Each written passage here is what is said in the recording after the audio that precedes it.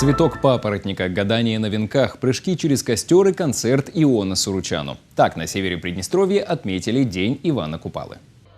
Александра приехала в Окницу погадать на суженого в день Ивана Купалы. Как мне кажется, венки раньше пускали по воде. Именно для этого они и плетутся. Гадают на суженого ряженого. И позажигать под песни легендарного Иона Суручану. Для вас, для этого замечательного праздника я приготовил скромный, на мой взгляд, букет эстрадных песен. И очень надеюсь, что эти песни доставят удовольствие абсолютно всем.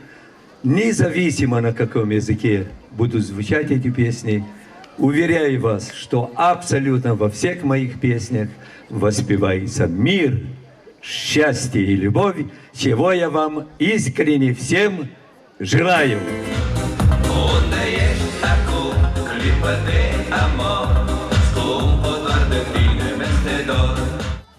А после и через костер попрыгать можно. Так День Ивана Купала отмечали в Окнице.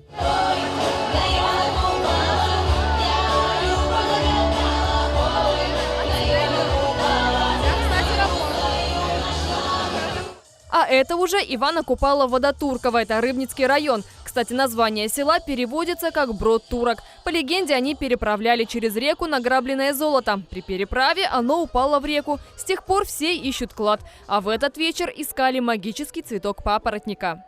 Цветок папоротника в единственную ночь, вот в ночь Ивана Купала, он наделяется волшебной магией, грубо говоря, от древних славянских богов.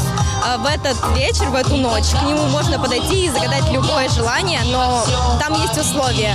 То, что желание можно загадать только одно, и это может сделать только человек с чистой душой. Ивана Купала – древний славянский праздник, связан с целебными травами, водой и огнем. До захода солнца нужно было искупаться. По преданию, это очищает от всех болезней. А еще в этот день прыгали через костер. Наши предки считали, это очищает от нечистой силы. А тех, кто не хотел прыгать, били крапивой. Это одна из традиций, я хотела окунуться в историю, захватывает дух. Это, скорее всего, как адреналин и что-то необходимое, понимаете? Такое стоит испытать каждому. Ночь настала, венок тот надела, русалкой устала.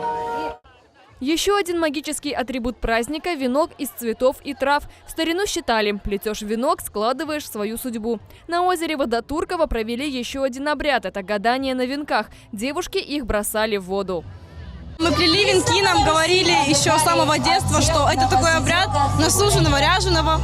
И мы в это верим. Если венок приплыл к берегу, то суженого не будет. Если он застрял на середине озера, то суженый далеко. А если переплел полностью, то нужно знать, что уже ждешь суженого.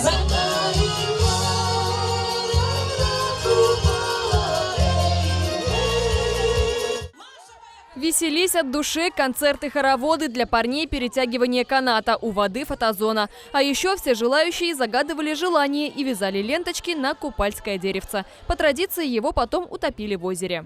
Мне очень нравится атмосфера вообще вся здесь. Мне очень нравится, что мы соблюдаем русские традиции, что это сплочает вообще народ, что мы в таких красивых веночках, нарядах, все очень прекрасно и красиво. Атмосферно. Браво организаторам этого всего фестиваля, так можно, наверное, назвать.